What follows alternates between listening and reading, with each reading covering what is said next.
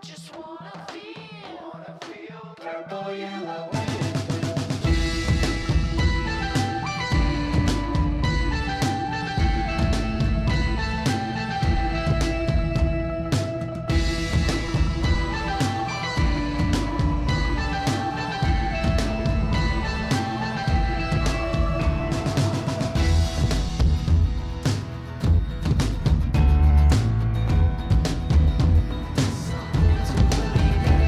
Cause everything just falls in place like that.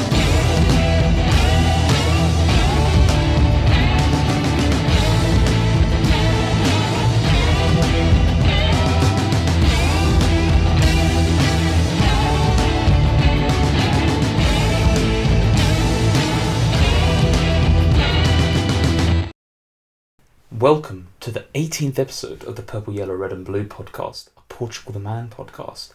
Each podcast I'm joined by a guest to talk about everything going on with Portugal the Man, news, social media activities, TV shows that the band is involved with for some reason, new live dates, bits and pieces along that, with new releases, with opinions and impressions. Also each episode we have the PTM Song Game again, a chance to catch up with the guest, and talk to the guest, get to know them a little bit, some of their thoughts and opinions and experiences with the band, and any cool stories they may have. You can find this podcast, Past and Future, up on YouTube and Spotify. Google is no longer a thing. Thank you to Liam, who's the creator of the artwork and thumbnails most of the time. My name is Mark, and my guest joining me today is Melinda. Hi Melinda, how are you doing this fine Saturday afternoon, evening that we find ourselves on? Doing very well. It's a beautiful day here in the United States. I'm looking forward to chatting with you about my favorite band today. Yes, absolutely. One of my favourite bands, if not my favourite, if I have to play favourites, which I do. I have this podcast, so I do. Yeah.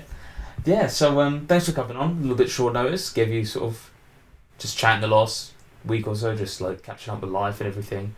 I like to check in with a lot of people in the Discord community, so and then I was like, hey, do you fancy coming on? Let's chat about some recent goings-ons, and you were like, yeah, sure, I can squeeze you in today, and I was like, oh, cool. So here we are. Yeah, awesome. So how you doing today? Have you been up to anything? How you doing? How's 2024 treating you? So I have been having an interesting year. It's my first full year of marriage to my wonderful husband. So we've been staying busy, going on a couple trips, taking care of our Corgi, of course. So, just staying busy, listening to a lot of good music, going to lots of shows. Congrats on 1 year of marriage as well. You said Thank you. A year as well. Yeah. Mm-hmm. Excellent. No, I've got a family wedding next week, and then a friend's wedding 2 days after. So I'm going to be all weddinged out for a while. So I'm it's an okay time. It's a good time. Yeah, I don't mind them at all. Yeah. Weddings are fun. Weddings are, I like them. It's I think they could be better. I definitely think I've got plans that will make them a little bit more fun for my one. Hopefully one day. So, but we're a little ways off that at the moment. But yeah, again, thank you for coming on. Yeah, you're a Portugal the Man fan. So normally, what I like to do with these, Melinda, can I call you Mel or Melinda? What do you prefer? Melinda would be preferred. Melinda would be good because we had Mel on last time, so it'd be easier to, in my mind, Melinda. Okay, got it. Normally, I like to kind of ask some like baseline questions to kind of get an idea of what kind of a fan you are and like where your experience is. So, how did you come to sort of learning about the band and sort of your like first introduction to the band? How did you learn about them? I got Purple, Yellow, Red, and Blue on my release radar on Spotify. Or not my release radar, my Discover Weekly. I want to say maybe about a year or two before Woodstock came out.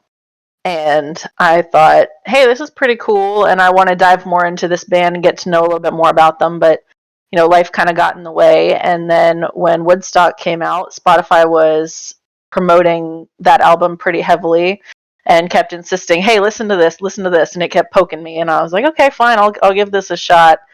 And the first track on that album, I listened to number one, and I said, "Okay, this is gonna be my new addiction." And I listened to that album on repeat all summer, and then I eventually ended up getting more and more into their discography. And what a treat it was to find out that they've been putting out music for so long. So I had a lot of interesting stuff to listen to, and the rest is history. Nice. So a fan of almost 10 years, which is kind of crazy to think about, actually, when you put it into that. That is crazy. Yeah, 2015. So you were there during what I like to call the Great Depression, between Evil Friends and Woodstock, where we were like, where's the next thing coming? Because it ain't going to be dooming and glooming. There we go. our podcastly mention of dooming and glooming. So you said it was like a Discover. I've used Discover Weekly. Yeah, it's kind of hit and miss for me sometimes. Like you'll get like, oh, this is quite cool, and then you're like, what on earth is this? And like skip that, and never play anything from that band ever again. That's kind of my experience with it. Yeah. Yeah, it's all over the place. So you started off with Purple, Yellow, Red and Blue, name of the podcast, obviously. So you obviously dug deep into Evil Friends then. Obviously, it's the latest album at that time. After that, then? Yes. I got into that album when I really discovered the band, and that is my favorite album of Portugal the Man. I've listened to it more times than I can count, and it just really awakened something in me that I've never really felt with a band before. Just the energy that they bring in that album, and going from different themes, but also being so interlinked. Yeah, it was just instant love for me. Yeah, also, I also have to hold my hand up and say big Evil Friends fan as well. Sorry to the In the Mountain in the Cloud posse. I'm afraid it's just not, and the Chris Black, there's a few people saying, this one's kind of hitting the top in the ranking charts. We haven't had like an official like song ranking thing for a couple of years. I remember there was on the Reddit a couple of years ago. I can't actually remember what one. Man, I don't know how au fait you with the Reddit you are, but I'll use it. I've been on Reddit. You've been on Reddit. Okay, yeah, okay. That could be a good or a bad thing, depending on. I'm not sure. Yeah, neither am I sometimes when you go on the sort of for you content. Yeah. So, Purple, Yellow, Red and Blue then from Evil Friends. Would you say that's your favourite song, or is there anything else that now I'm guessing you've indulged in the entire discography. Is there anything else that sticks out in your mind, or any things you just couldn't not mention or give a shout out to? I do think Purple, Yellow, Red, and Blue is my favorite. Very fitting that is the podcast that I'm on today. It's just such a mood sometimes, like, doing your 9-to-5 job and just wanting to get up and live a little bit more. So I definitely relate to that song a lot, especially, Friday mornings when I'm ready for the week to be over. But there's a lot of really good songs on that album, but I think that is my favorite. Yeah, I get that perspective as well. It's a song that definitely kind of awakens something in me, and it kind of, I don't know what it is. It's kind of like, I don't like do hardcore drugs or anything, but I'm sure it's like the high factor. I'm just thinking what the music video kind of details, because there's lots of paint and weird satanic stuff, and it's at night, and there's a lot of like, it's very just sort of abstract is maybe the word I'm looking for. And sometimes you need that because life is pretty mundane, and sometimes you need a little bit of crazy in there. So I love it for that reason as well. My initial come up comes from playing soccer or football games, where the first one in 2012 had Got It All on like the in-game soundtrack. It was a part of it, and you'd like go to the menu, and then it would be playing alongside some other kind of half indie pop kind of song at the time as well. So Got It All in 2012, and then Purple, Yellow, Red and Blue in 2014. Yeah, and from there I kind of came like a middling fan, like, oh, I'll check this band out, I quite like these kind of tracks, I think kind of mainly just Evil Friends at that point, and then maybe like the odd thing that I'd find online. Obviously, like their bigger hitter songs, like Sleep Forever, and like other like bigger songs that they'd released at the time. And I just kind of went from there, and then sort of 4 or 5 years ago, maybe a little bit longer actually, maybe just after Woodstock, to tell the truth, as I voice break. I was just like, this is the band for me. I just like all the people. They're a good vibe. I don't think they miss very far. They raise their game when they're live.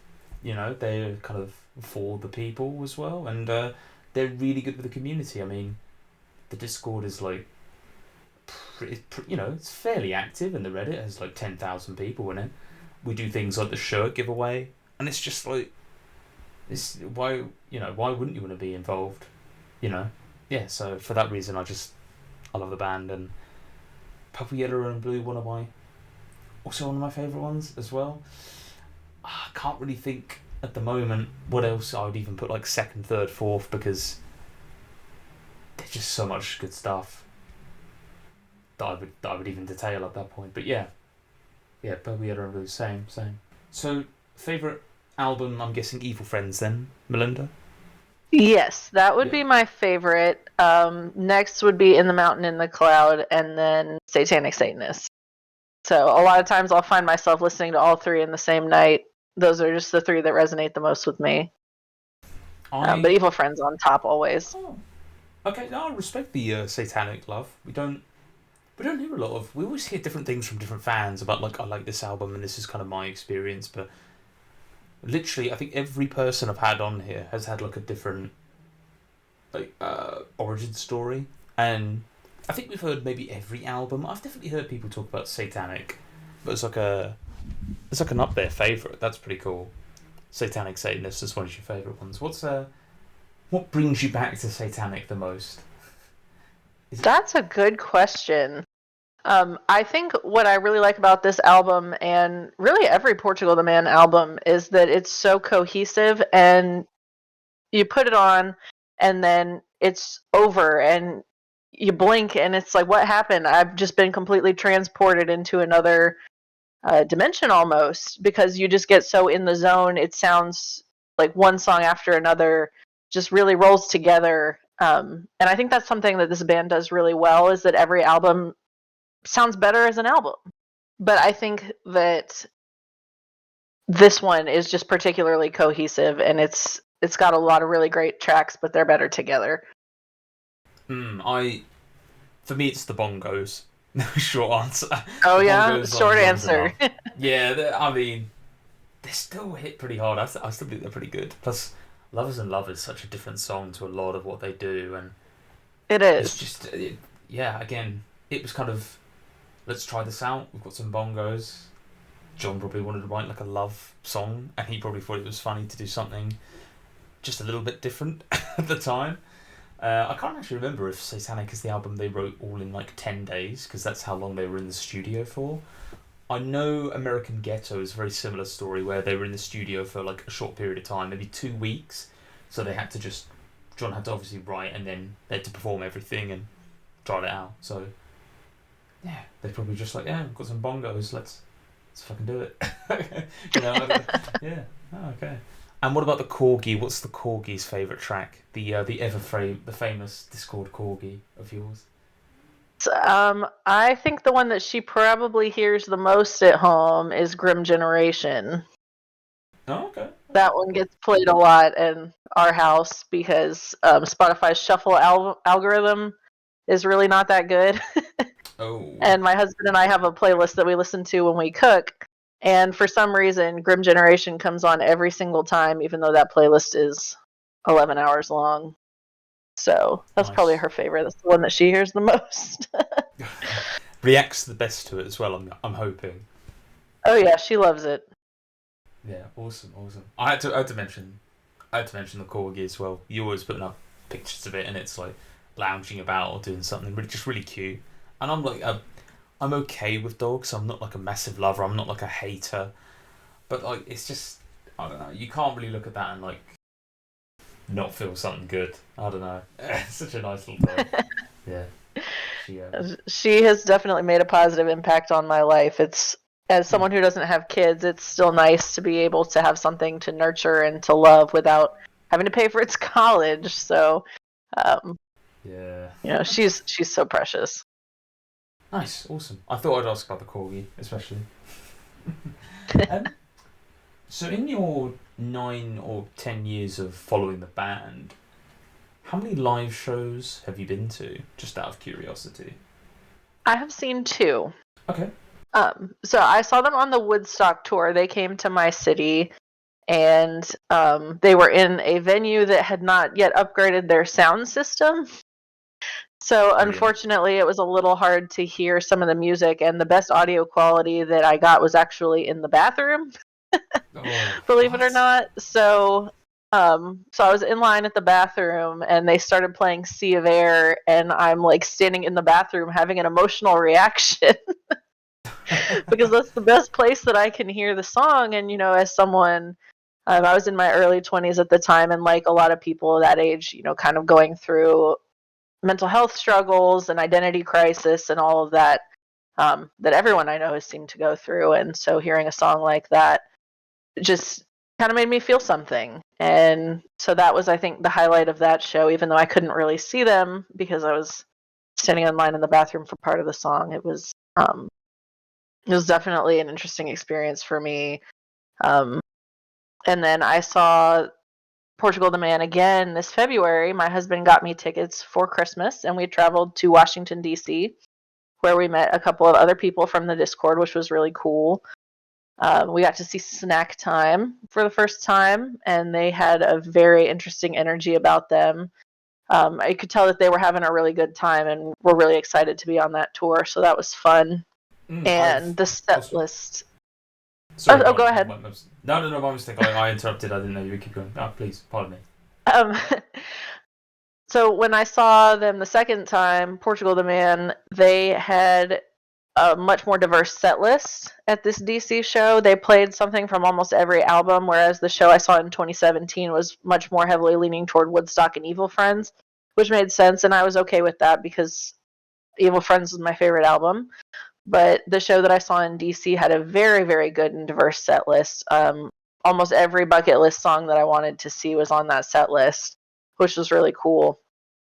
And just, being able to go to a show where the band has been putting out music for 20 years and to hear a little bit of everything is just so cool, because a lot of bands, they only focus on their newer music, but with a band that's got such an extensive catalog, I really appreciated them drawing in music from all over the place and all over their timeline. So I thought that was a really good show too. Awesome. 2 good shows then. I've heard good things about the recent shows as well, like they've been giving it all, and the Discord meetups, the Reddit meetups, the fan meetups look like a lot of fun. I'm very jealous when I see everyone gathering around to go see a show, and they take pictures of the band afterwards, and I'm like, it's halfway around the world. It's a 10-hour flight. I'm like, oh, one day. I'm very jealous. No, it sounds cool. Two shows is pretty good, yeah. If you had to pick a favourite between the 2 of them, the first one between the 2 shows, that's a good question. I think that the show that I saw in February of this year was probably my favorite, just because I liked having a more diverse set list and also getting to make some new friends. It was just a very special experience to be there. And I'm looking forward to seeing them a third time at some point. Yeah, I'm looking forward to their unannounced European tour that's going to be happening. I'm sure any day now. Any day now. If I keep asking it, maybe I'll wish it into existence. That'd be nice. I do have to interject. You mentioned Sea of Air being a big song. A friend of myself and the podcast, Evan, is actually another big advocate of the song as well. It's such a deep, mind-provoking kind of track that you just don't hear every day. I don't know. It feels like John had something to say that day, and he got it out. And yeah, it's hard to vocalize exactly how that song makes me feel, but it does evoke an emotional response from me. Mentioning earlier, just having mental health struggles in my 20s when I saw the band playing this song for the first time. Really feeling like I was being heard, even though I wasn't saying anything. If that makes sense. Yeah, no, I know what you mean. Exactly, yeah. Yeah, I didn't feel alone. Hmm. It's really interesting hearing a band that you like just kind of evoking those emotional responses in you, saying things that you didn't know how to say, themes that are hard to talk about. It's good to throw a song like that or on an album here and there. I think that does good for a lot of people. I know on the Discord recently, the Portugal the bot had posted for everyone to talk about what they liked about Sea of Air, and it was very similar responses throughout the Discord. People saying, that they've struggled emotionally, mentally, and just taking peace in that song. I think that that's very cool that we've all had that shared experience. Yeah, I feel like that and Waves as like a little two collectioner definitely hit that deeper meaning that a song like Yeah. maybe Modern Jesus doesn't quite do if you're like grooving out to it or something else. But yeah, I don't actually remember how many years ago I saw, but Evil Friends, I saw someone come up with a theory about what it's about, and it was to do with a man's struggle, or maybe a person's struggle with loss. It wasn't like completely defined, and it kind of tells a tale of like plastic soldiers and like losing someone and then going through, and then Evil Friends is a nightmare. Modern Jesus is kind of like the return to faith of life, and then Waves and Sea of Air are like reflection, and by the end of it at Smile, it's just trying to be happy about it, about life, and like there's little interstitial bits and pieces I'm missing in there, but overall I was like, damn, I never thought about it like that way, and it kind of turned it up a notch for me. So I'm there with you on Sea of Air and its respectability. I will have to, I'm sorry to do this, going to the bathroom mid-show. I'm sorry, Melinda. I'm sorry. I can't allow it. You got to go beforehand. This whole mid. See, I learned a lesson. You miss out. Yes, you hear Sea of Air a little bit better. Alternatively, you lose your spot, especially if you look someone like me. People look at me and they're like, "Oh, he's a pushover. I'll just take his spot." You got to go beforehand. Sporting event, venue gig. You got to go in the breaks. You got to go in the. You can't go mid show. You paid for the ticket. You could. I don't know. That's the show that I learned. Yeah. So now I don't have anything to drink during a show. No water, no nothing. I was so parched at a show I went to last weekend because I was refusing to drink water and have to go to the bathroom. So that is definitely a thing that I have learned. It depends how early the doors open. I think like if you've got like an hour to kill in there, get a drink, go to the toilet, get a drink, do what you need to do. You've got the time there because it's not going to completely fill up. But yeah, I just it's funny. It annoys me the most at sporting events, especially I went to Wembley, which was our biggest stadium earlier this year, and a guy was standing in front of me getting food kind of halfway through, like not even at half time, and I'm like, you've this is maybe never going to happen again for this team, and you've gone and got like a chili cheese dog or something, and you're not even too bothered, and like someone's about to score as you're standing in front of me. And I looked at that guy afterwards. I said, "I hope it was worth it." And I was like, "I just drove you mad." Anyway, tangent over about that sort of stuff. I wanted to ask you as well, actually, if you have got any other like. I know you only mentioned two. You only mentioned two shows. Who are you, apart from PortugalTheMan? Who are you going to go see next live?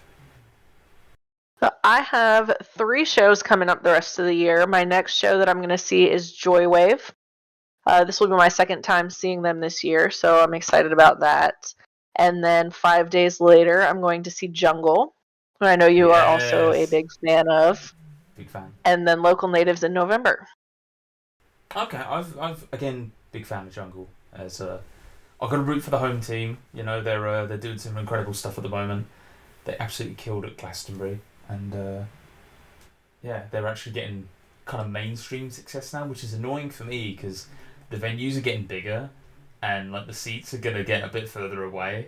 I'm like, oh no. Mm-hmm. But they play in like kind of lesser, more popular nations. Like when they do a tour, they're like, we're going to Latvia, and I'm like, fucking no one goes to no one goes to these places, but they do because they're like, yeah, we're popular in Europe, so they're cool. They would be. I love that they've taken a really good spin on modern soul as well. I think they've made it really popular, definitely for me as well. So, and with Joywave and Local Natives, I have less knowledge about them and fandom, but I've definitely heard them and thought they were good. The times I have heard of them, but again, that's like an entry level kind of opinion piece. So don't read too much into them. I'll look into them. If you have any like recommendations for any like better tracks, let me know. What do you recommend from them too? So for Joywave, there's a song that you've probably heard called "Dangerous." That's a good place to start. And then they've got a track called Destruction that sometimes they'll play twice in a row at a show because they love it so much. So it's a song that's just got a lot of energy. So I would probably start with those two. Nice. And Okay. for Local Natives, the whole album Sunlit Youth is a top 10 album for me. Just listen to it front to back. There's not a single track on there that misses. Okay, awesome. I just like asking like live show stuff as well. I've written them down, so I will. I'll give them a listen over the next like day or two, and I'll get back to you. I'll tell you what I think of them. I'm hoping they're good. Yeah, please do. I was like trying out new stuff. So awesome. Moving back to focus on Portugal the Man. Have you had any actual experiences with the band or the band members, like personally, like maybe like a meet and greet afterwards, or meeting them like in the street or anything like that, or anything in between? I have not met anyone from the band, but when we were in DC, my husband and I were going to a bar to meet up with some other people from the Discord, and my husband pokes me. He was like, "Hey, I think that's the band," because he saw them wearing the Lords of Portland jackets, and he pointed them out to me. So that's the closest that I've been to them. Oh wow, that's like you're right on top of them and you didn't know. Yeah, we walked right past them, and I didn't even see them. And my husband was like, "You want to go see them later?" So that was pretty funny that he recognized them and I didn't. They're kind of hard to miss. Yeah, that must be so cool to just be like, oh yeah, they're over there. Oh what? I'm kind of curious because obviously I've not met any of them or anything. I've had very minimal interactions with any of them online as well. So, hopefully one day they do a London show, that would be good, or anywhere in England. To be honest, I think I'd travel at this point.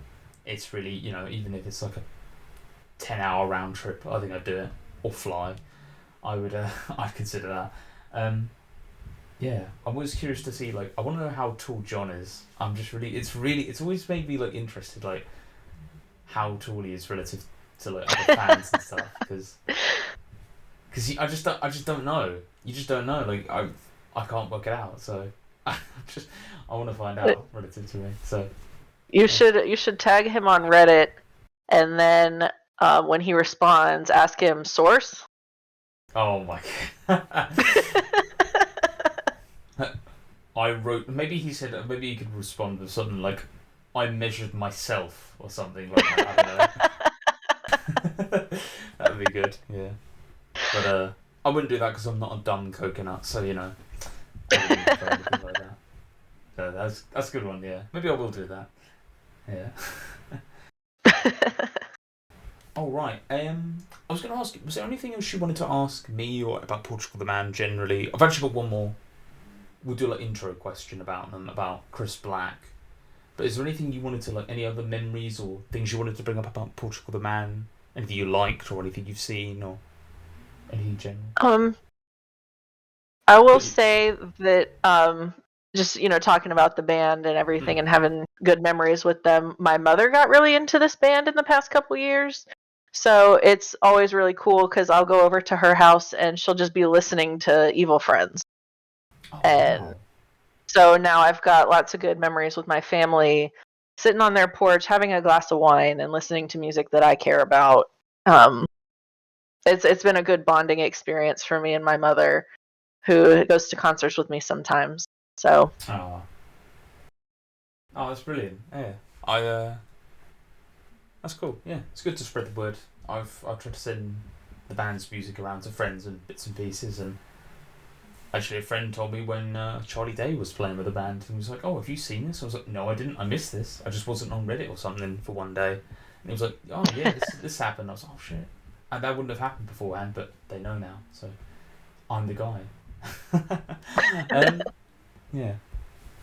What are you? So I just alluded to it there a little bit, but with a year ago we had Chris Black Change My Life release.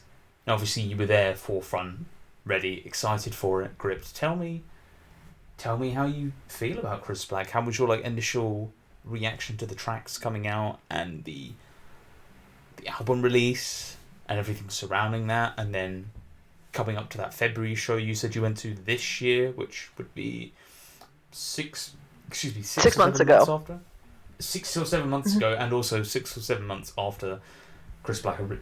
Excuse me, I am Windy Pops. 6 or 7 months after it released. Yeah, let me know.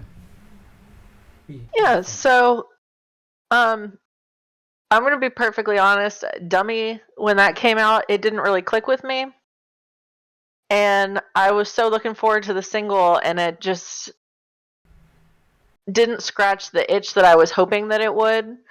If I'm being perfectly honest. And then the singles were coming out, and I was excited. But then when the whole album came out and I was able to listen to it top to bottom, it made a lot more sense to me. So I do really like this album. It is probably my number 4 behind the 3 that I mentioned earlier. Okay. And Dummy has grown on me. When the album came out, I was like a kid on Christmas morning. I was so excited. I came in my office, and it was a day that I had to be working from home, and I put my little speaker on and I listened to it, and then it ended and I listened to it again, and then it ended again, and then I put it on again, and that cycle went on the whole day. Oh, wow, So nice. I think that what I was missing before when the singles were dropping was all the little songs in between. Like, what I was saying before is that all of their albums, they really do sound better together because they weave these themes in and out. They've got songs that have chords that are in common. You've got Heavy Games coming up in 3 songs on Chris Black. And, I think that it just all went together very, very well. I was able to see those themes coming together. They named this album after a friend that they lost and the grief that they were feeling. So when I got to listen to it as a complete work of art, I appreciated it a lot more. Nice. No, I respect your opinions. I've heard similar rhetoric around the kind of the initial singles being like, oh, this is exciting, but it's maybe not quite what I'm looking for, and then the full thing comes out and you're like, oh, okay, I get it. Because I was definitely feeling that with a couple of the tracks where I did quite like Dummy, but I was like, this doesn't feel, I don't know, it didn't feel quite right initially. I was like, where are they quite going with this? Because obviously, they've been steering the ship slightly a little bit further away ever since the end of Evil Friends era, and Woodstock has gone a little bit more, I wouldn't say pop, but they've definitely gone like a slightly different direction, and then this is slightly, I don't really know, slightly different direction again. And I know they don't like being typecast as like we are the rock group, or we are this group, or whatever, but this album, yeah, it really stuck with me. And there's something about the flow of the A-side, B-side, every track flowing together, the A-side, B-side being the kind of the anxiety, and then the clarity, kind of understanding and what that's all about. And a bit again talking about Chris Black and mentioning him and naming it after him as well. Like, it's got heart, it's got soul, it's got meaning to it, which what else could you really ask for from a band in 2023 or whenever you listen to it afterwards? So yeah. Well said. I get that completely. What are some of your favourite tracks off the album then? I think my favorite track, I mentioned earlier that we listened to Grim Generation a lot at home. So that's probably my favorite track on the album. It reminds me a little bit more of the Evil Friends era. with tracks like Atomic Man and Evil Friends that are a little more upbeat, Creep in a T-shirt. So it kind of fell in a little bit more with those tracks that are a lot of fun on Evil Friends. It just really reminded me of that vibe. And then Doubt for a completely different reason. It felt more of that censored colors a little bit with the emotion and being a little bit slower. So yeah, those were my two favorites, but for opposite reasons. One was more fun and one was more serious. Yeah, no, that's good picks actually. Yeah, I think Doubt's a great song. It's a really good song. I'm maybe not in the mood for it all the time, but when you do hear it, you're like, oh man, you just get into the groove of it. Yeah, it's one of the tracks off there I knew. It was like, this is a good song. Just immediately off the rip, I was like, yep, they've hit it out with this. Mm-hmm. And the way it links it from Plastic Island. The one preceding it. Before it. Times of Fantasy. Times of Fantasy. Thank you. Sorry, professional podcast, everyone. Professional. I'm not making any money. From Times of Fantasy, the way it flows into Doubt straight away as well. You're like, it just works really well. It just links really well, and oh man, I'm really looking forward to what they do next, because I'm like, this template of what they've done, of what they've built, if they can produce something again, I'm like, it's just going to be good. I know I'm going to like it again. And tracks like Plastic Island and Grim Generation, which I also really like. It was fun to hear Grim Generation a year before it actually released as well, and we didn't know what it was. It was kind of being teased about online. It was like, oh, what's this new track, Grim ? And it was like, oh, okay. So yeah. So I actually avoided spoilers on that one. I saw people were like, new song, and I was like, oh, it's gonna come out soon. I'll just listen to it when it releases, because I was trying to be excited about it, and then it was then you waiting waited a year. waiting and waiting. I expected it to be one of the singles, and it wasn't. So I had to wait until the album came out because I didn't want any spoilers. I don't really know why I felt that way, but it had more impact listening to it, and it made me really jazzed when the album came out, and that was the first full-length track on there. I was like, yeah, this is what I've been waiting for. Yeah, no, I respect that. I've recently taken an approach with social media of like turning off spoilers, not looking at stuff, trying to get away from it, because things that get ruined early, I just feel like it loses that pizzazz effect. Mm-hmm. I recently had some like good news about something I was looking forward to, and it was something I wasn't quite expecting, and I didn't know what it was, and I was like, wow, this is just so good, and it wasn't spoiled. We were all expecting one thing, it was something else, and it was just as good. So I it's annoying the way the internet is now, because you'll get people during like a popular TV show, they'll be live tweeting during it, they'll be like trying to explain the plot, you'll be people leaking stuff early, spoiling stuff early, trying to draw up interest for things, and it's just, I don't know, you lose the creators, kind of the artists. I want to give it this moment to release it out into the wild and let people see what it is, see what it's for, and it's a bit annoying having that loss. So I'm trying to like reel that back in a little bit, and try and just sort of appreciate it a little bit more in the moment. Oh, yeah.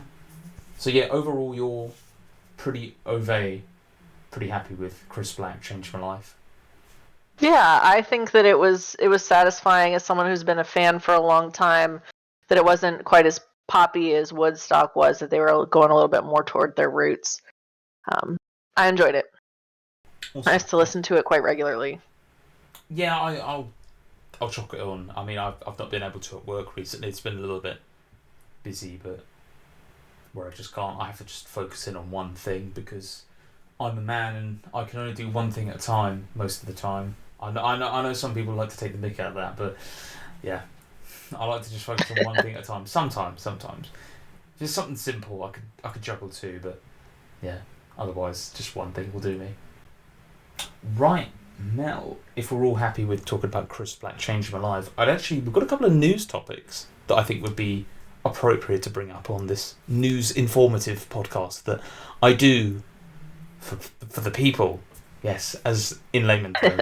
So first thing I wanted to bring up was live shows. We've actually got a new date for one that I thought was quite interesting that I saw come across in... someone posted about it in the Reddit, and I'm sure I've seen it in the Discord previously as well, but it's a live show in San Francisco, September 20th, but it'll be free. A free show for people to go see, which, you know, why not go see it? Will you say the tickets are too expensive? Not here. So PortugalTheMan are doing a show with Snack Time at the I forget the name of the place, but Another Planet Entertainment's latest free San Francisco concert features PortugalTheMan with opener Snack Time at the Civic Center Plaza on Friday, September 20th. This concert is free, but also it could also reach capacity, so it's best to RSVP. Always best to do that. Yeah, it's basically a free show for PortugalTheMan. You know, you should fans should go check it out. I don't have too much more to say. I just wanted to kind of bring this in front of everyone's attention. I thought it was pretty cool. We're about less than a month out though, so I'm not too sure on ticket sales and bits and pieces. You obviously have to like acquire them or whatever first, but PTM doing a free show with Snack Time. What do you think about this, Melinda? If I were not on the opposite side of the country, I would absolutely be there. Yeah. They're fun to see together, Snack Time and PortugalTheMan. I enjoyed seeing them as the opener before, so you get to see two fun acts and then they play together sometimes. So yeah, I would definitely go. They've recently been like a more frequent opener for them, where they've been doing some touring or some recent shows recently, and it seems to be quite, you know, it's good for this Snack Time band to get their name out there and everything. But you said you saw them live, and you were talking about them beforehand, before we were recording, and you said you were pretty positive on them. I could tell that they were up there having a great time, and that is one thing that I really love at a show, when you can tell that the artist that you're seeing is just living their best life, and that's what they were doing. They were having a lot of fun, and then at one point they were like, "What time is it?" And we all had to say, "Snack time." And so my husband actually walks around and says that every time he wants a snack. That's good though. That's quite good actually. I like that. So that's a little tangent, I guess, but No, they were fun. They're a good show to watch. Okay, cool. Good to know. I do wonder how they can make money on doing a show like this at a venue at the Civic Center or the Civic Plaza or whatever it was called. Sorry, but it's cool for PTM to go do that sort of thing. It's if you're West Coast adjacent, if you're in San Francisco, which I'm sure there are some fans over there anyway, so definitely go check them out and go enjoy a nice Saturday. September 20th is not a Saturday, sorry. I think that's a Friday. It is a Friday, yeah, sorry. It is. Go enjoy a nice Friday and go see them. So, San Francisco, go see PTM if you're in the area. I am, of course, halfway around the world, so I will not be attending, but yeah, unfortunately. Next news topic I wanted to bring up, Melinda, was something we see PTM crossing over into multimedia things, if it's doing podcasts or going on radio or TV or something. But then there's children's shows, and there's collabs with children's shows called Yo Gabba Gabba, and this happened recently. PTM, with the help of esteemed songwriter and now friend by the looks of it, Paul Williams, were on Yo Gabba Gabba alongside Paul Williams to perform a show. Yes, PTM were on a children's show, and they recently performed a new track called Art Party on the show, which pretty odd to be doing that. I don't know how long this has been in the works for, but Yo Gabba Gabba, PortugalTheMan collaboration. What do we did this come across your timeline or anywhere across your? What do you think of it, Melinda? So I did see about this on Discord, and some of the people that have children were talking about it, saying that they love Yo Gabba Gabba, as a parent. I went and I watched the clip, or I listened to the song, and you know what? I think it is really awesome when bands will do stuff like this. I think that it is good for the parents to have a song that kind of sounds like something that they might want to listen to. Um, I'll go on a little bit of another tangent, but my Please do. mother, when we were growing up, she was just watching Barney and Sesame Street and all of those, and she didn't have a chance to immerse herself in the music culture of the 90s. And so I think that if there had been more, acts like that going on shows for kids, it would have been really cool for my mom as a parent to get exposure to a band that she might enjoy outside of listening to music that her kids would want to listen to. So I just thought that was really cool. Might be an opportunity to get some more fans who are our age, having young kids. And it's always good to see a band do something wholesome anyway. Yeah, it's really wholesome. It was pretty pretty good to see. So Barney and Friends wasn't enough for your mother? As the soundtrack to Barney and Friends just not cutting it? Well, You know what? I think she's had enough. Yes. yeah. There were several of us siblings. She listened to Barney for many, many years. But now she's on to bigger and better things, and we listen to Portugal the Man together. Yeah, she puts on Yo Gabba Gabba with the... I've got to tell her about that. She's a teacher. Oh, yes, you did mention this actually when we were previously talking. Yeah, that's pretty cool as well. It's kind of that... Yeah, as you mentioned, that kind of next generation as well. Maybe they'll hear them and be like, oh, who's this? And then they're like, oh, it's the Feel It Still. And then I'm like, oh, okay, oh, they're pretty good. They do these... Yeah, they do music well. I suppose. Yeah. Again, it's awesome. It's a fun little track. It's only a couple of minutes long. But yeah, it's good to they're collabing with Paul as well on this track.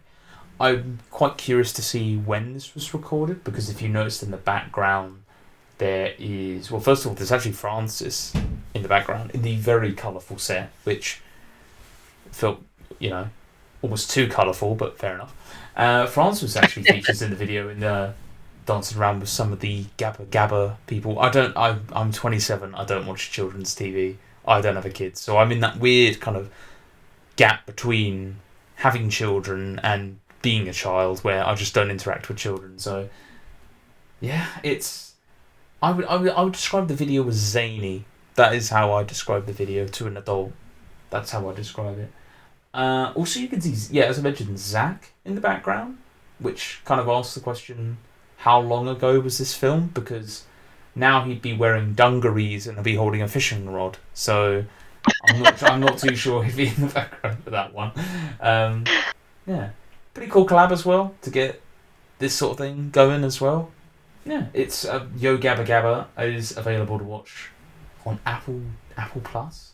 Is it Apple TV Plus or Apple Plus? It's Apple TV Plus. Apple TV. It is Apple Final Plus. answer. Right? I could be wrong, but I'm going with that. You're going with that.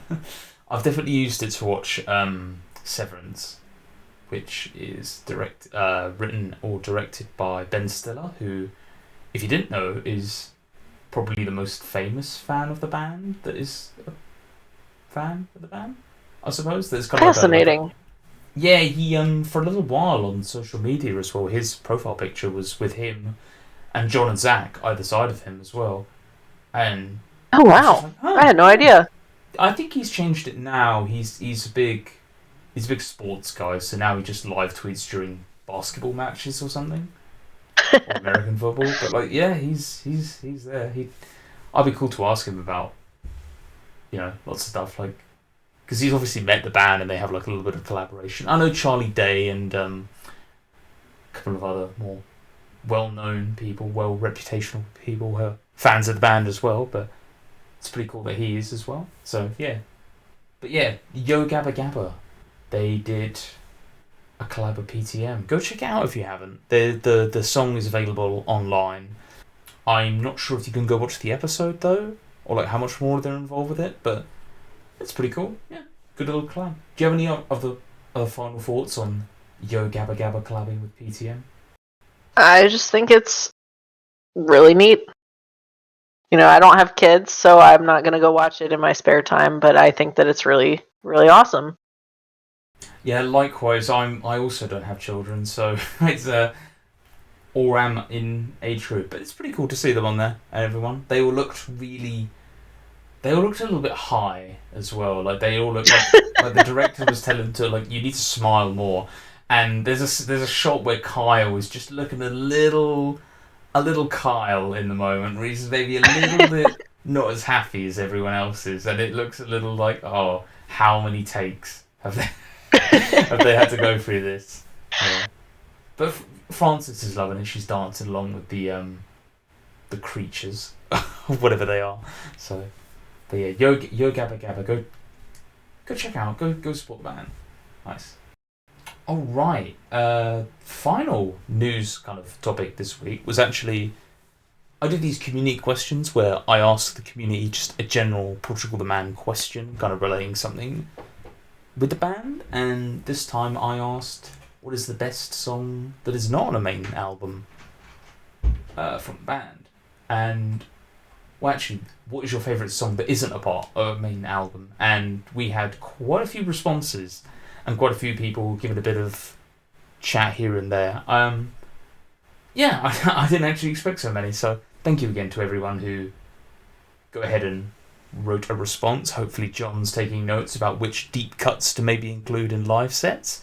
Free data for you, free survey for you essentially, if you did want that information. But yeah, we got some good responses on here. I'm gonna go ahead and start us off with Austin made this with the first comment. I'm gonna go all the way back, and he says to the devil, which is one of the OG songs from. It's from the Waves of the Brown Coat, I want to say, the EP from that.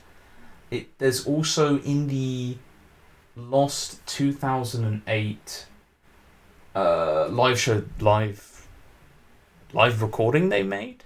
It's also featured alongside there, so it's in multiple places. That's probably like the most mainstream place. So yeah, the Oregon City Sessions, it's on there as well, so you can hear it kind of on Spotify or Apple Music or YouTube Music or whatever streaming service. If you use that, it's on there. So the devil,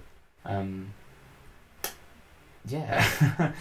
And then Lyndon B Jumbo, who is part of the Discord, part of the Reddit. How you doing? Also, the Pine / the Devil still slaps so hard. That's right. They were like an EP together. Sorry, my mistake. The Devil Live Jam will always hold a special place for me, since they'd always let me come on stage and grab a tambourine, whatever. Whatever. So much fun, which is pretty cool. Like, I want to get on stage with a tambourine. I'm not sure if you pointed to. I'm not sure I could exactly point out what tambourine is, but that's the little symbol. That's the symbol one, right? Yeah, it's the circle with all the little symbols around it. The little symbols on, yeah, of course. And then another person, B Dan says, honestly, I was going to say the Pines. Surprised they didn't see so much live play. I think they have repurposed the Freakout Jam from the bridge in this song. I love the hook so much. Yeah. Do you want to take the next one from Port EXE? So the next comment was definitely Endangered Song, 10 out of 10. This was by someone who was also in the Discord. I recognize that username. Yeah, we see Port a fair bit around here. Yeah, how you doing? Endangered Song, yes, the rare track they made for the Smithsonian Museum. Yes, not a part of the main album, but another deep cut. I suppose in the future, like, well, actually, thinking about it now, that must be 9 years old, I would have thought. I don't know how many years old that is now, the Endangered Song, because it came out after Evil Friends, I'm pretty sure, but not too much after that. I'm not sure. Yeah, it looks like around 2013, 2014 era, the Endangered Song came out, and oh boy, as well, the another song which I'm sure we'll see on the list here somewhere as well. So yeah, what do you think of Endangered Song? Have you heard the mystical, the elusive? Oh, So that is one that is not on Spotify, so it's not something that I have heard a lot. I know that it gets talked about quite regularly in the Reddit because of the record that is so hard to come by, but I'm not super familiar with that one. Maybe I should go try to find a record and I believe there were 400. a lot of money on them. There were about 400 made for it, so you can do that, or you can check the PTM archive. I'm pretty sure it's in there. Chris does a good job of putting pretty much every single thing that the band has ever done is in there, so we can always look back on the internet's archive and check in. It's always a good resource. Always a good one. The next one from ERB 5087, which sounds like a PIN number to me. Listen, What Me Worry, which is incredible. It's definitely more aligned with their recent poppier sound, and I'm a big fan of their psychedelic era, but this song really gets me. And Koya Mark puts, which is not my alt account, I love the video too. And Fun Duck Love, who I believe is Mel from last time, so she puts, yeah, I concur, also loves the video. So yeah, What Me Worry, which came out 2 years ago now, which is kind of incredible to think. What do you think of What Me Worry? Have you heard of that one? Definitely is on streaming services. It is. I have listened to this one quite a bit. This was 2022, yeah. I was excited because I thought that meant that we were going to be getting an album in the next couple months, and then they dragged it out another 16 months or whatever, but I really like this one. My husband heard it in Target the other day, actually. He was shopping and he texted me and he's like, they're playing What Me Worry, and I was like, I didn't even know you knew this song. So it's pretty popular if they're playing it at, general shopping stores. I was going to say, we did a community question maybe 1 or 2 times ago where it was random places you've heard PTM in public, and that would have been a good example of hearing What Me Worry in Target, because yeah, it could happen in Target, so keep your ears peeled. So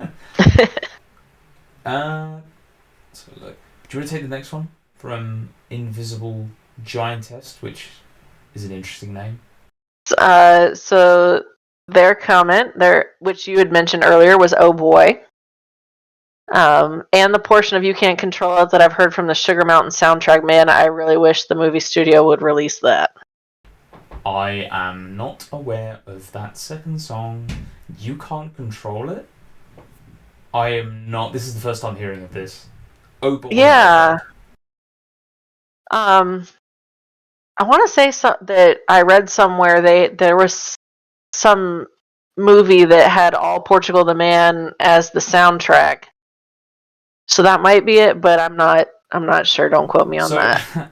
Actually, I think I know. I actually have a little bit more context on this. So, guy I've had on the podcast, Daniel Troyer, he is an insane human. He rode a bike from the West Coast to the East Coast and back again on his own for about the course of 9 months, and he made a documentary about it called "We Are All in This Together," and he uses 5 or 6 PortugalTheMan songs throughout the thing. Yeah, it's just stuff from Evil Friends and In the Mountain and the Cloud. And okay, so I was like half wrong. Yeah, I think I'm not too sure. I'll do some digging into this. You Can't Control This. I'll ask the Discord after we finish recording and see if that pokes anyone's memory about it. Maybe I'll do a little bit of deep diving. I'll quickly write it down. Yeah. Actually. Someone probably knows. Control it. Yeah, I'll try to look it up, because that is one I definitely haven't heard. I mean, they do a few movie tie-in things and media stuff, as we mentioned. I think about that Will Smith movie from 5 years ago called oh god, it came and went. Jesus, what was that film called? They did something. The one that has the new single, or not new single, but the one that had a single on it. Yes, Portugal the Man did a single for them. They Anyway. did. It was called Cheer Up, and the movie was called Bright. That was it. Thank you. I knew it was one word. I just couldn't think of what it was.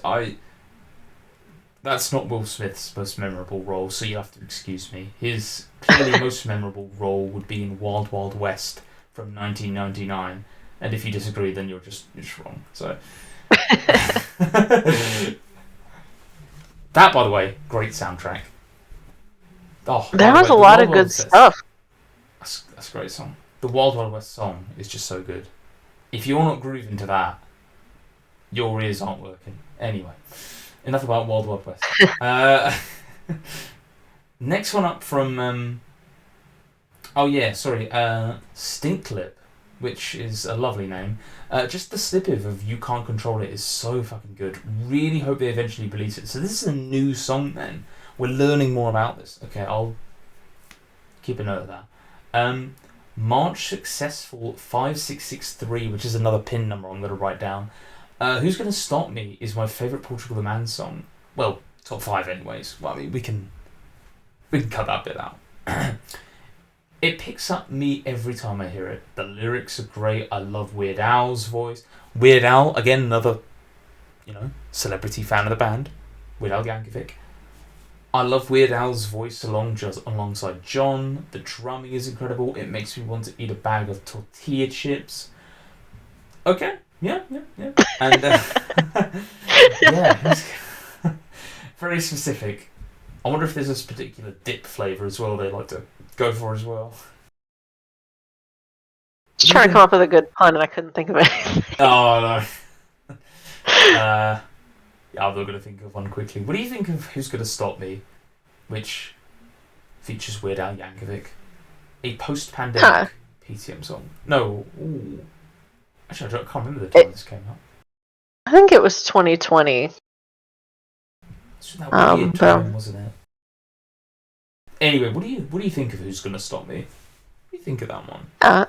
I think that it was really great that they released that on Indigenous Peoples Day. I think that was sending a good message. I was excited to see them do something new, of course, since we were in that drought between Woodstock and Chris Black.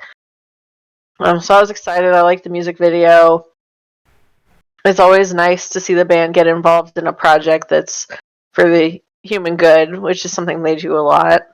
So I thought it was really cool, and their involvement with Weird Al, I can't wait to see someday they're going to be playing a show, and Weird Al's just going to show up, and everyone's going to go crazy. It's going to happen. Yeah, he's bouncy. Mark my word, it's going to happen. Yeah, he's bouncy. He was doing shows with them last year as well, so his record of doing stuff in every decade is kind of incredible. Yeah. I think he's the most active musician of all time, technically, because he's been going for so many decades doing something, which, is a... When you think it's him, it's like a weird pub quiz kind of thing, and you're like, huh? Really? Okay. Well, brilliant. Fair play to him. Yes. Sea Coaster says, "What Me Worry," and their cover of "Don't Look Back in Anger." Also, "Call Me" with Cherry Glazer. Now so we got another one. They give 3 answers, but they're 3 very good answers as well.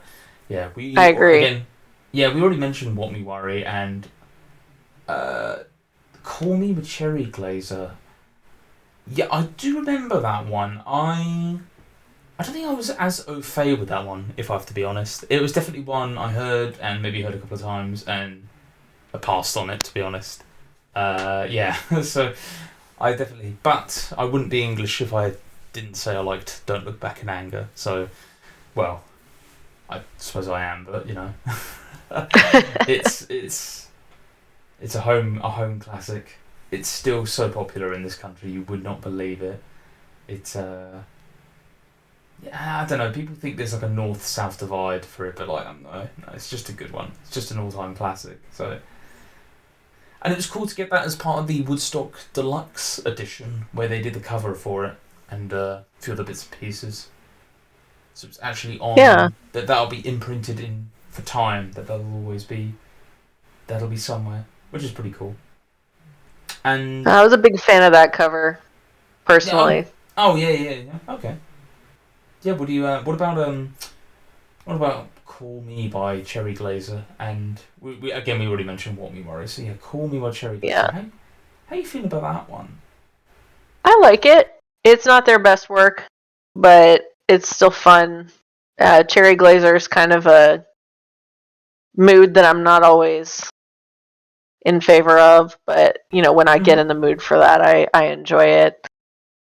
I actually heard that song. I was at a mezcal bar during my bachelorette party, and under my breath, I'm like singing, and I'm like, wait, what am I doing? Oh, I didn't expect to hear this song here. So Oh. I was just grooving, didn't even notice. Yeah, when you So think about it. Oh, sorry, I was going to say, when you think about it, they've actually been releasing a lot of like little singles and EPs kind of post Woodstock, and this kind of fills in that gap there of in between the gap of the two albums, because there'll be people asking, what are they doing? Why aren't they releasing stuff? And if you paid attention at the time, John was collabing with a lot of bands and just playing music with them, just trying out stuff. There were bands he would talk about and collab with. I remember there was one group, I think there were like two teenage girls, and they were just like, they had like a unique sound. I can't quite remember their name. They never did anything with them, so maybe they just took inspiration or just had fun, or John respected what they do. He's an artist at the end of the day, and artists like to work with other artists sometimes, so sometimes not everything goes to full fruition, but then sometimes you'll get collabs and other bits and pieces on tracks, and you'll do singles and bits and pieces. So yeah, stuff falls from it. And also following up, Joywave Baker, which is a great name. My vote goes to their "Don't Look Back in Anger" cover, which is so good. Which it really is. It's a brilliant one. Bouncer Jasmine says "Cheer Up" is super underrated in her opinion, which again we were talking about "Cheer Up" just then, and the film tie-in, which to be honest, if you played it in front of me now, I don't think I'd remember what it was or what it sounded like. So, pardon me, maybe I need to educate myself on what "Cheer Up" sounds like again. Sorry, Will. I'm sorry. Please don't. It's a fun track. I enjoy it. I'm glad that they released that. It was fun for them to have that random single pop up. Been a big fan of that one, but sometimes I just kind of forget about it because it's not on an album. Then it'll pop up on a playlist again, and I'm like, oh yeah, why have I been sleeping on this song?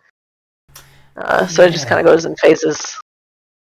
Yeah, they should do like a like a collaborative playlist where they put everything that isn't like a main album track, and they put it all on there. Kind of like some bands will have like, this is every song we've ever done, but obviously like there's gonna be stuff from Wait Are You Vultures and bits and pieces in between there as well. Everything from there to Chris Black, but like all the little interstitial bits is kind of what I was looking for.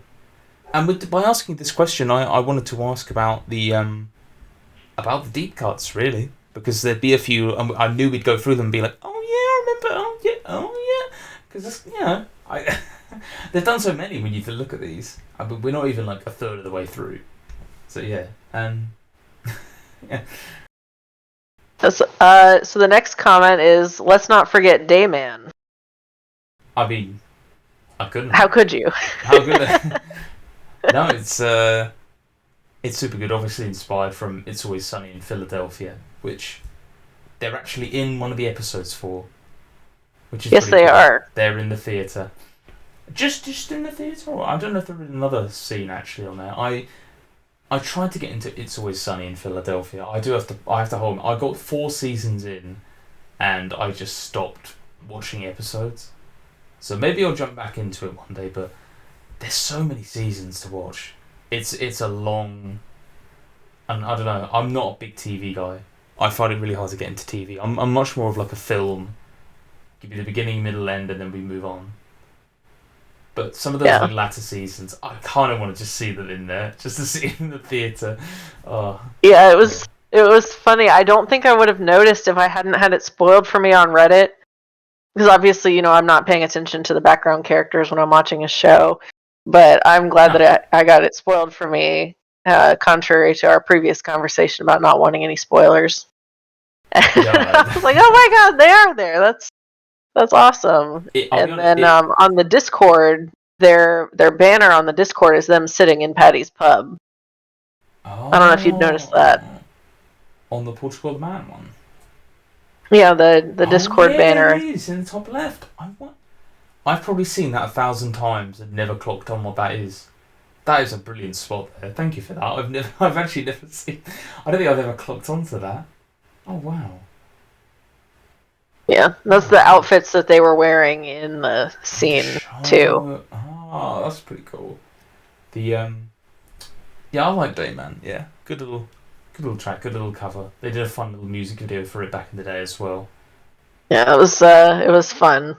They played it at the show that I was at in 2017, and I hadn't seen that episode of It's Always Sunny in Philadelphia yet, so I didn't really know what they were doing.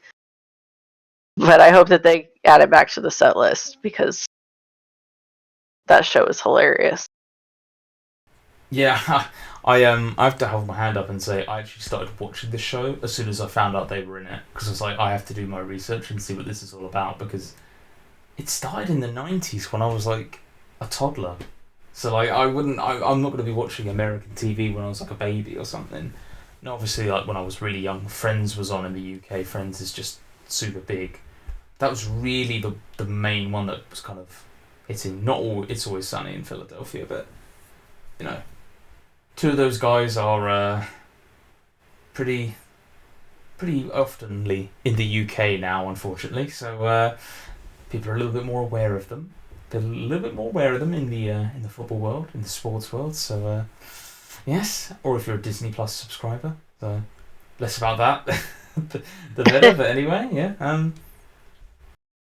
Next one from Tommy XX. Sorry, I should get his name correctly. XX Tommy the Guns. Must be a big Way to You Vultures fan.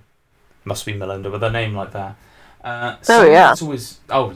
Something that's always interested me is how much stuff PTM has made that's not on a main album. From the Endangered Song single and the message and rarity of that to a song like Oh Boy that was used for the Red Bulls. Wait a minute. The Red Bull Freefall drop. Huh, okay. I didn't know that was what it was used for. Having multiple songs on movie soundtracks that were exclusive releases and not just used as popular songs they previously released. Their version of Don't Tread on Me on the Metallica Blacklist album. The song John made for Tom Morello on his solo project, or songs from Doomin' and Gloobin project that they passed to other artists. I think my two faves are I can't pick one. Crown with Flatbush Zombies. It's a crumb of what the project could have been, and it's great. I also enjoy Main Man cover for the Dallas Buyers Club soundtrack, which is a film with oh my goodness, the Southern Boy. Is it Matthew McConaughey? Matthew McGiggles, thank you, Matthew McConaughey. Yeah, I'm not going to attempt an accent, but like he's an interesting character. So yeah, but anyway, sorry Tommy. The Main Man, which also shout out to the snippet of the song from the indie movie that was around like 2018. Yeah, I have that on Blu-ray actually somewhere. It was around maybe 2016, 2017. Yeah, and then Edit. Not sure if the Devil counts. It's an EP, but never made an album, and it's one of my favourite songs I've ever seen them perform live. So a lot to think about with Tommy. I mean, talk about Oh Boy and all their previous stuff, and then the Flatbush Zombies, and talking about stuff that was dissected and pushed out from Doomin' and Gloomin'. Some really interesting. It makes some very valid points about this.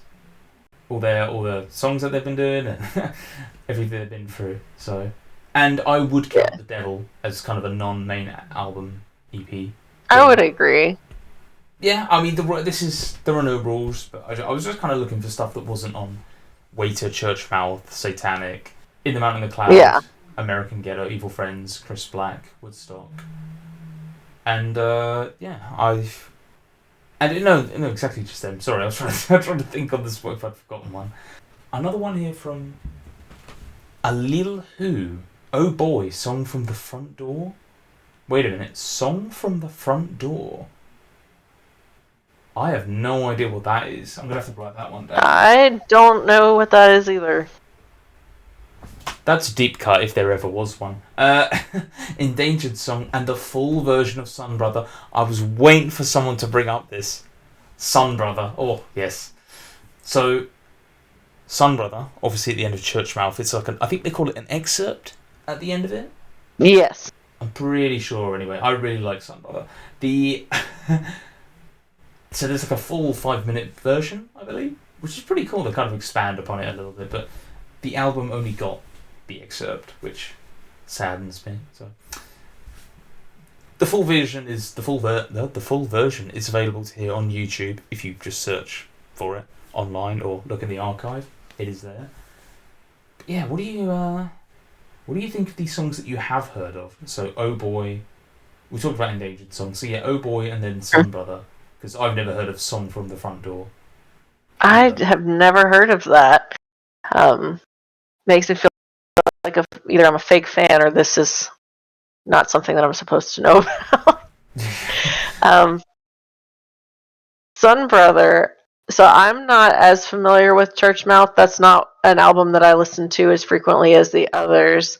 I hadn't really thought about the fact that if this was the excerpt that there was a longer version out there. So I'm not familiar. I learned something today. Oh, okay, cool. That's all we can hope for, is to try and learn something a bit new from it. Fair enough.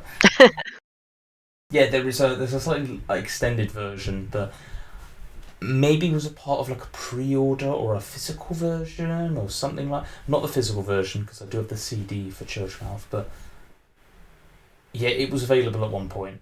But if you just listen to the main album of Church Mouth, you'll just get the excerpt. Yes. So the next comment was Tomorrow, an Annie cover. I feel like they made it for Francis and I play it for my kids because it brings a big smile to my face when I hear it. Oh, that's really nice, Evan. Yeah. Thank you for writing in for that one. Yeah, Tomorrow, which released alongside I'm forgetting what the other track is called now, another deep cut.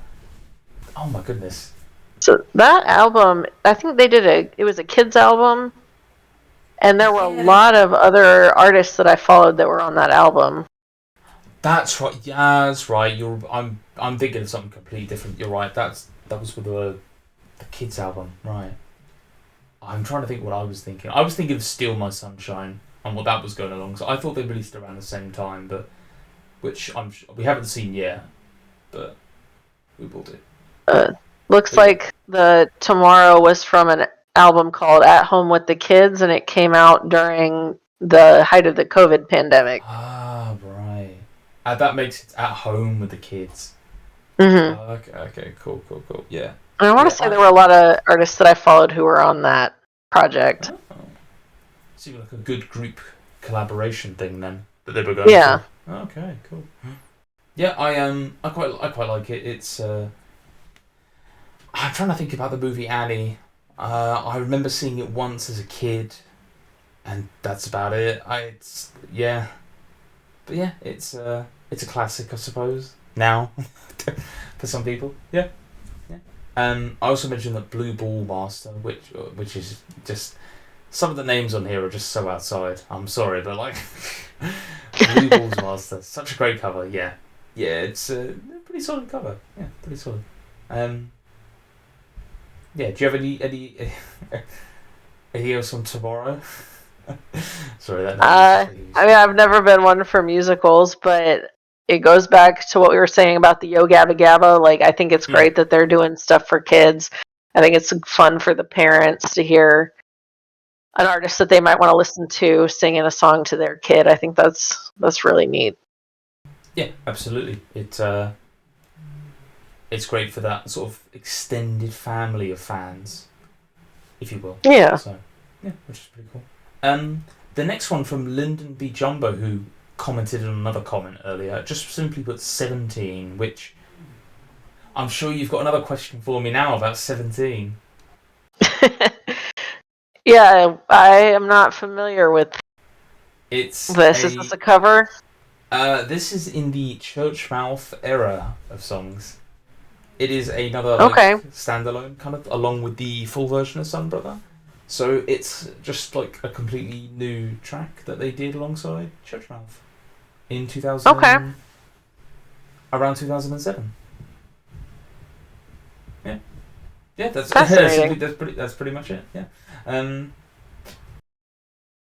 Yeah. So the next comment was the Pines, which has been mentioned previously. DML 2011 says, I've been bothering them for about a decade plus to play it. They pretend like it doesn't exist, but it's an all-timer. I wonder why they pretend. I wonder why. Because John's wrote probably 200 different songs that have Portugal the Man at the front of them, so can't play more. Yeah, that song is old enough to vote. Oh yeah, I suppose it is now. Yeah, 2005. So that would be 6. Yeah. Gosh, yeah, it is old enough to vote. Man, the 20-year full anniversary is like right around the corner. That's kind of mad. They technically been together for 20 years, but yeah, I'll count it when Waiter comes out. I think that's my like 20-year album to album. I don't know. It's coming. It is coming. It's coming. It's a sign that they've been going good for so long, and that the fact that they're still in some way still going. You know, John's still got the creative output. He still wants to keep doing it. So yeah. For a bit longer. Yeah. Don't know. It might change one day, but for the time being, they'll keep rocking. The next comment on this thread was Steal My Sunshine featuring Cherry Glazer, which you had mentioned previously also. That was on, they did this and then they did another cover on the same little EP that they released. And I thought that they were both really good. This Steal My Sunshine really did justice to the original. I thought it was really good, and I also like Novocaine for the Soul, which was an Eels cover that they released at the same time as Steal My Sunshine. Yeah, I was just doing some double check. I had to remind myself of the other song, the Novocaine one. Yeah, I remember that period. Again 2021. It was like, is this kind of a? Are we warming up? Are we keeping up the hype fire for the new album? And it was. Yeah, sorry. It was keeping up the hype fire for the new album, and yeah, it was pretty exciting at that time. Yeah. Another comment by MJB87.7. The Crown is so good. Heavy Games from The Walking Dead and What We Worry are amazing songs. Now, Heavy Games is part 1, actually, the part 2 that we got from Chris Black Changed My Life. Who would have thought we would have got a part 2 to that? I mean, not me. I'm pretty keen to see what our next outing for that particular song might be, to be completely honest. The Crown. Not sure what that is. I'm trying to remember, actually. It's probably in the depths of my mind of hearing it. It's definitely not one that I bring up often. Trying to think, it's not coming to me immediately. The Crown. Maybe that's like a... We're going to do a professional podcast. We're going to look it up. It's the Flatbush Zombies song. That's what it is. Okay. From like 4 or 5 years ago. Oh, I know what they're talking about. Yeah. I didn't particularly care for that one. I don't remember. If I'm being honest. No, I don't. It doesn't. I can't remember it, so it can't have been that good. Excuse me. We've got AKA M80 the Squirrel, which is just an incredible name. Love that. Brilliant. Somebody has said the devil, so I'm going to go with the Endangered Tiger song, which someone already also done, but we're reading it in a different order, so apologies. Epic Ultra Gaming, who actually came up with this topic idea, so thank you. Or a permutation of it, but pretty close to it, so thank you for that. And he goes and says, I think mine has probably got to be the Endangered song. Not only a fantastic track, but the meaning behind it is awesome too. What Me Worry is another contender. I've never read it like that. I just feel like it. As well, it's a great track. Yeah, getting a lot of love for What Me Worry and the Endangered song. Endangered song probably popping up the most. Yeah.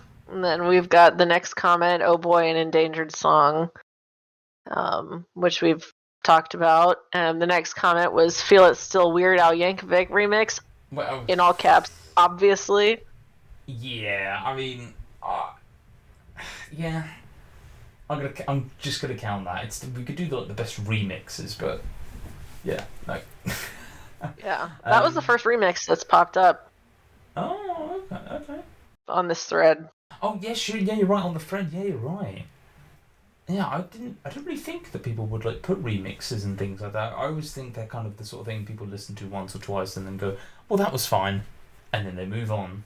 Because I always try and like pick a bump and listen to them, but I very rarely will go back to them. But I'll make notes of the ones that I like. I will say that. Yeah. The next one from Napalm Dream says the devil / oh boy / you can't control it. This is the second time someone's mentioned this you can't control it, so I just need to look twice as hard after this to give it a listen. And their cover of Main Man for Dallas Buyer Club is really sweet. I remember watching that film and I had no idea that they were in it. This was kind of before I was like looking up every single thing that Portugal the Man had done. So I'm pretty off fey. Have you seen Dallas Buyers Club, by the way? I have not. It's if you like films, I mean, it is something to watch. I think it was pretty good. It wasn't like the worst film I've ever seen. Yeah, it was pretty solid. Yeah. So the next one, Endless Throwaway Account, who has posted in here quite a bit, says Graveyard. Now, Christopher, Mr. Sneaky himself. He does this a lot. He loves bringing up something that no one has ever heard of. Graveyard. Okay, Chris. This is something that they made on a Tuesday in 2004. I'm sure of it. So that's another one I'm writing down. I have to be, I've never heard of this. Never heard that. I've never heard of this, and I'm sure I'm probably not the only person who's gone. If everyone who hears this or anything, or is like, oh yeah, they're saying it now. I've heard of Graveyard. You're insane. I've not heard of this. I'm sorry. This is a really deep cut. I'm gonna look this up right now. Sorry, this calls for it. This might be a little bit tougher to find because when you search up Graveyard, it just brings up Feel It Still about 6,000 times. My Sunday Song. No, that's not it. You really can't. Okay, that's odd. Well, Chris, you've given me something to do. You've given me something kind of bad to look into that one. The next one from Fax Hockey 11 says Open Wide demo. I'm not remembering this one. I'm going to be completely honest. Yeah, we're gonna have to hit the archives. I think we've got some homework to do. We're getting some homework to do. Yeah. The next comment, Song from the Front Door again, and I don't know that one, as previously established. So I think we're gonna have to hit the archives. We're gonna have to hit that one. You can't control it. The Graveyard, the Front Door. Wait. Okay. Yeah. Otherwise, yeah, they also mentioned otherwise the Endangered Song. Endangered Song getting a lot of. Oh no, that was from the previous comment. My apologies. Next one from Psylocke 444 says The Pines, which is a classic one. A classic from Waves of the Brown Coat. It's almost 20 years old still. Again. Maybe they'll play it one day. You never know. And from Green Zone 4338, which I'm going to write down his pen number. Thank you for writing that. It says Heavy Games. I'm presuming part 1 because they go to mention The Walking Dead. Yeah. Which was. I watched the first 8 seasons of Walking Dead, and I do remember it being in there. I'm pretty sure it's in the show. So, and it's what can you say? It's a different spin on them. I remember seeing one person said it was their favourite Portugal the Man song, which is kind of incredible. But I'm sure there's got to be one for every. That's fascinating. Song. How the mind works, yes, yeah. So the next comment, after that was the newest track that's come out, I think. It's called Yes. Bittersweet, and I listened to it, I don't know, once or twice. I wasn't really feeling it, if I'm being perfectly honest. I'm gonna have to push. I'm actually gonna have the completely different opposite opinion. I actually really liked Bittersweet. I actually thought it was pretty nice. It was quite groovy. I really liked it. Yeah. It's been a nice one. It's been out a couple of weeks now, and it's in my main playlist. So it's there with every other PortugalTheMan song that is in there. Okay. That I really like. Yeah, I quite like it. It's quite surprising. I like it because it's just a bit different to what they normally do. Mm-hmm. And for other reasons that I'm forgetting because I'm not exactly remembering, but it's a bit groovier, I'll say that, than some of the deeper, darker stuff. And Sweeney Tim, to end us up, says Sun Brother and Want Me Worry Never Fail Me, and Love We Can Hide Out with Offenbeck, which is another fairly recent deep cut. Yeah, I like that one. Yeah, I'm pretty. I remember that one pretty good.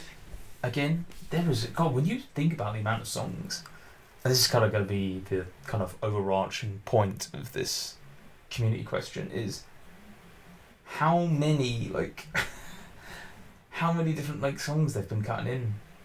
So yeah, it's pretty impressive. I enjoyed that. Thank you for going for that with me, Melinda. That was a lot of fun. Reminiscing and thinking back and going, wow, I've never heard of You Can't Control It, Graveyard, and about 3 other songs as well that they've made and they've never played or no one's really ever talked about, but they've made them, so they count. So thank you to everyone in the Reddit who answered that one. I have to ask you now, though, as well. What is your single kind of deep cut that isn't part of a main album? So when I came into this podcast today, I was thinking that my answer was probably going to be Cheer Up. But now that we've gone through all these responses, I don't know. One that I didn't see get mentioned that I like is the Milkshake remix, St. Francis Hotel, PortugalTheMan, and it's the To Another remix. Mm-hmm. So I didn't see that one get mentioned in the thread, which it's maybe not their best song, but I thought it was worth a mention that was a really good single as well. I think it's phenomenal. And we were talking about remixes earlier. I like the remix better than the original, which is something I don't say a lot. I actually really liked the remix. I liked the remix more as well, yeah. I think they added something. They added a bit more tempo to it. It just felt... Yeah, it just stuck a little bit more. It was a little bit sticky. It was nice. It was a good track. It was really enjoyable. Yeah. Yeah, it was a good time. Really, really good stuff. All right, yeah. Thank you everyone for writing in the community question. We'll keep doing these if people keep answering them, I suppose. Yeah. Thank you again for everyone writing in. All right, Melinda. Thank you again. We've kind of got through all of the news and the kind of backstory of your PortugalTheMan history, and we're at the end. But we're not quite at the end though. We've got one more thing left. The PTM Song Game. Everyone's favourite part of the episode they absolutely dread. Where I now quiz them and their knowledge is on the line. How are you feeling? Oh, he's going to play Graveyard, isn't he? No, maybe. I've now got that in the locker. Now I'm aware of that. People are like, what the fuck is Graveyard? I'll be like, what's the song? I will point you to the archive URL, thank you very much. It's a song. But yes, if you're not familiar, it's 10 questions, yes or no. Obviously the last one has to be a guess of any song from the PortugalTheMan discography. Yes or no questions, you have to whittle it down, asking them which one it is. How are you feeling? Do you need any tips or anything? I would say just kind of whittle it down by any way you can. A good cheat is asking if we have mentioned the song today, but we have mentioned a truckload of singles, so you could probably So is this 20 questions? Essentially, it's 20 questions, but 10. And if you get just one song from their thing, essentially, it's yes or no questions I can answer in, and I'll give you a yes or no, and you can whittle it down. If you want to bring up a source, you're welcome to bring up but okay, is it on that one or is it that one, to kind of help you whittle it down. Spotify or whatever you want to use, that is allowed. And Okay. I'll let you begin with your first question whenever you're ready. Okay. Did this song come out before Waiter? No. Was the song on an album? Yes. Was it the final song of an album? You are going really, really quick here. Okay. Okay. No, this is fine. This is absolutely fine. Is it the final song of an album? No. Okay. Is it on Evil Friends? It is not a part of Evil Friends from 2013. Okay. Have they released an acoustic version of it? Oh, I'm gonna say no. This is your fifth question, by the way. I'm gonna say no to that one. I don't think they have. Okay. You know, I'm pretty confident they haven't released an official acoustic version of this track. Okay. Does the song have parentheses in it? No, it doesn't. Okay, so it's probably not in the mountain in the cloud.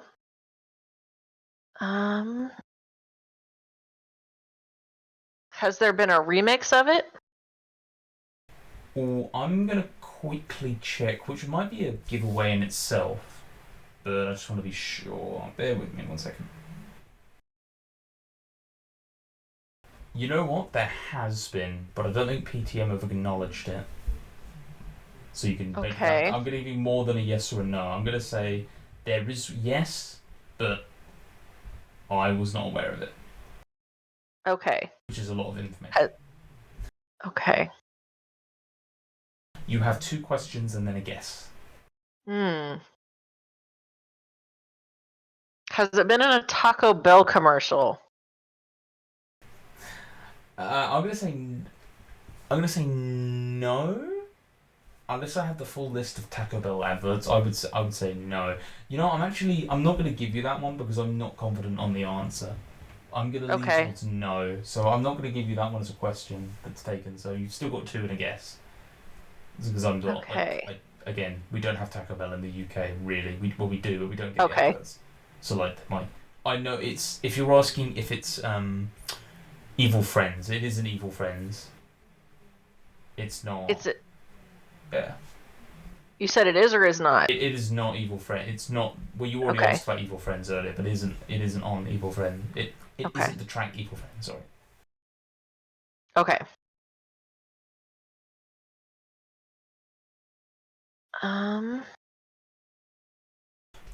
Are there any guest features on the track? There are no guest features on the track. If you... Was it a single? Oh. No guest features, and then is it a single? How would you define the single? I always find this a bit confusing. Like, music video released on its own beforehand. Like, how are we defining a single exactly? I guess if it was released ahead of the album, because let's just say if it was on an album but released ahead of the album. I'm gonna say no, but that's because I wasn't. Yeah, I don't think so. I'm gonna say no. Okay. This is it now. You now have to guess one song. Okay. Discography. So this is your ballsy shot in the dark. I respect you for going quick. Okay, I'm gonna say Guns and Dogs. And unfortunately, it is not Guns and Dogs. I'm sorry, Melinda. Would you like to know? First of all, do you want to know the album it was on to take another punch in the dark? Yes, I do. It was American Ghetto. Okay. So I'll let you have another little, for fun, have a little, what do you think it's on American Ghetto? There's 11 tracks. I'm gonna say When the War Ends because that's my favorite. It is probably also my favourite, but it's The Pusher's Party. Oh, Track okay. 7 from American Ghetto, March 2010. I wasn't sure if it's a single, no official music video. It does. There is a. I just quickly looked it up and there was a remix for it, so I'm going to have to check that out in 2023. Fascinating. Which I was like, okay. Yeah, pretty good track off American Ghetto. Kind of a forgotten. I had a feeling you were going to skip over it because you mentioned Satanic and then In the Mountain. I'm like, has she forgotten? In the Brie, have she meant you because you mentioned the acoustics? Have you've skipped over In the Mountain? American Ghetto. So I did. if you had just said, is it after 2010? You could have really I would have said, well, technically yes, and you would have gone, okay, it's one of 4 albums. Oh, okay. Yeah, I should have asked that. The Shotgun Approach almost got you there. I'm lucky. Anyway, again, Melinda, I wanted to say thank you very much for coming on. Thank you for having me. This was fun. Yeah, no worries at all. Do you have anything you want to promote or anything you want to say the audience at the end? Final words or final goodbyes? The floor is yours. I just keep listening to good music. That's what makes the world go round. Well said. And with that, I think that'll be everything we wrapped up with. Thank you, everyone, for listening to another episode of Purple, Yellow, Red and Blue, a Portugal the Man podcast. Apologies for any background noise or any loud whirring or anything. Maybe a dog barking in the background on my end for once. And yeah, thank you all, guys. Cheers and have a good day.